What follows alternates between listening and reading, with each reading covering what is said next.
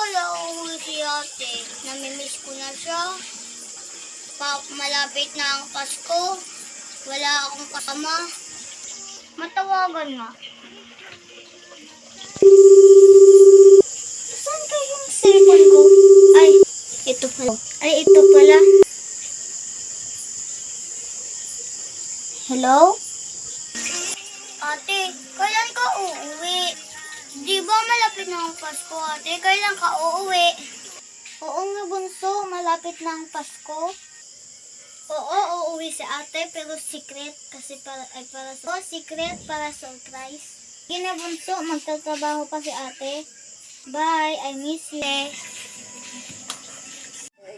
Araw ng pag-uwi. Ano ba yan? May ginagawa ako. Buksan ko nga. Yay! Yay! O, dalhin mo na tong gamit ko kasi ang bigat-bigat. Yeah. Bigat naman ito, ate.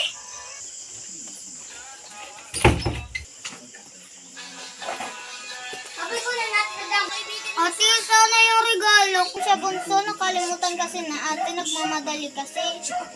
Matulog ka na, bunso. Gabing-gabi na. Patayin ko na tong TV, matulog ka na. Nasaan si Chris? Patayin ko na tong ilaw, bunso. 16 bunso. Regalo ko, sana nagustuhan ni bunso.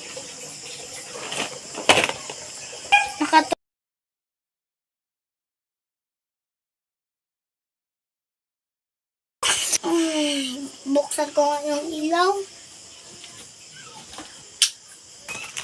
Ate! Ate, kasi pagod siya sa bahay. Hala, may regalo! Buksan ko. Hala, ang ganda.